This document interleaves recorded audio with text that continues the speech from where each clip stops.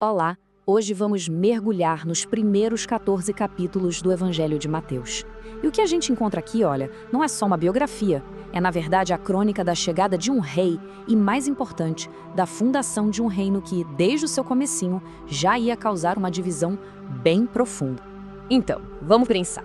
Se a gente tivesse que apresentar a história da chegada de uma figura da realeza, por onde começar?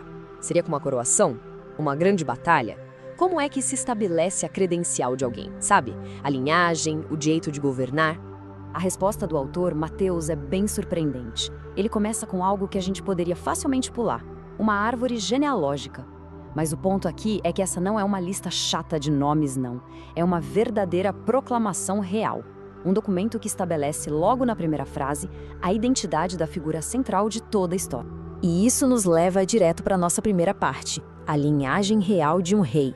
É aqui que os capítulos iniciais constroem de forma muito cuidadosa a identidade de Jesus como rei prometido nas escrituras judaicas.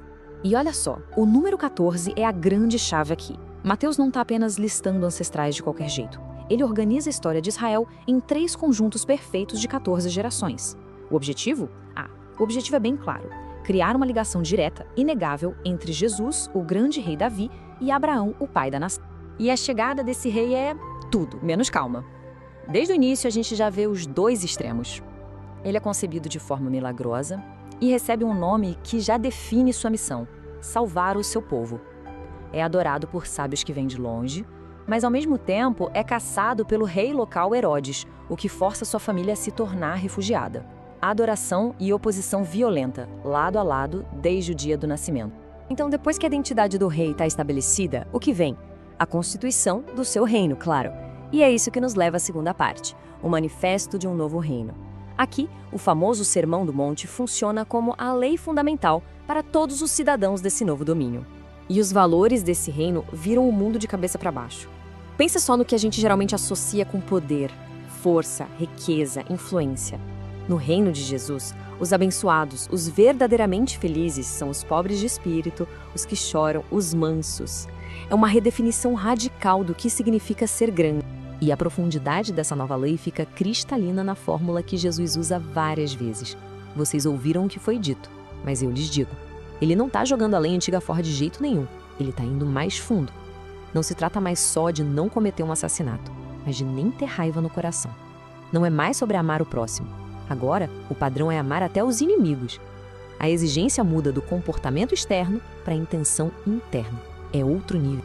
Bom, falar é uma coisa, mas e demonstrar poder?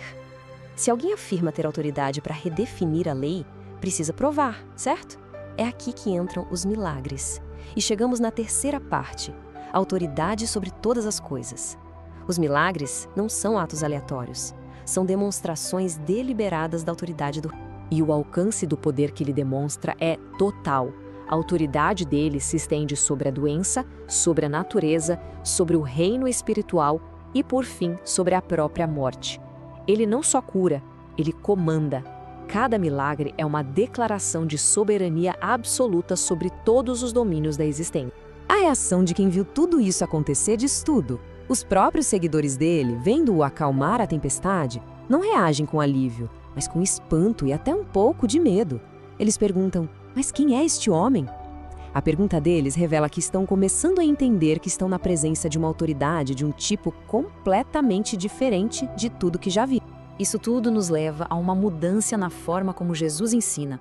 Ele começa a usar um método bem específico para explicar o seu reino. É a nossa quarta parte, Segredos do Reino. As parábolas se tornam a principal ferramenta de ensino dele, mas elas funcionam de um jeito muito particular. Então, o que é exatamente uma parábola? De forma bem simples, é uma história sobre coisas comuns, semente, solo, pesca, para explicar uma verdade sobre algo extraordinário, o reino dos céus. É como se fosse uma ponte entre o que a gente conhece e o que é desconhecido. A parábola do semeador é o exemplo perfeito disso. A história não é sobre agricultura, é sobre como as pessoas reagem à mensagem do reino. A semente é a mesma para todo mundo, mas o resultado depende do solo, ou seja, do coração que a recebe. Será que a mensagem é arrancada logo de cara? Murcha quando a coisa aperta? É sufocada pelas preocupações do dia a dia? Ou finalmente encontra um bom solo onde pode crescer e dar frutos? E aqui está o ponto crucial. Por que falar em parábolas? O próprio Jesus explica. Para aqueles que estão buscando de verdade, as parábolas revelam os segredos do reino. Mas para aqueles com o coração endurecido, as histórias acabam escondendo a verdade. Elas funcionam como um tipo de filtro. Tudo isso, as reivindicações de realeza, a lei radical, os milagres, levam a uma polarização que é inevitável. E assim chegamos à nossa parte final. Conflito crescente, movimento crescente. A mensagem de Jesus não permite neutralidade, ela força uma escolha. E a gente vê essa divisão de forma muito clara. De um lado, tem uma devoção total. Pescadores e até um odiado cobrador de impostos largam tudo para segui-lo. Do outro lado, a elite religiosa se torna cada vez mais hostil.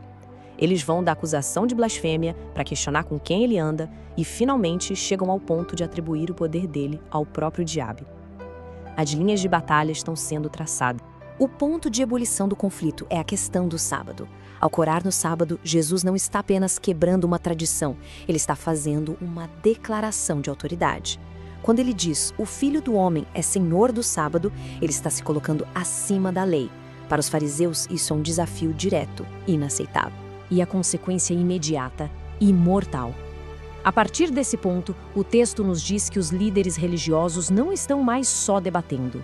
Eles estão ativamente conspirando para matá-lo.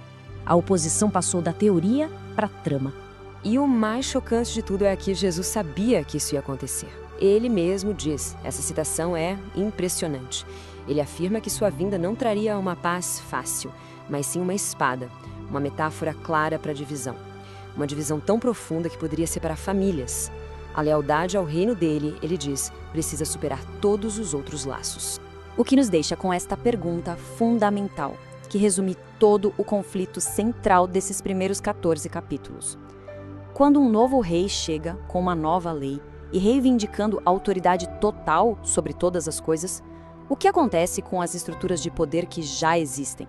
O confronto é inevitável.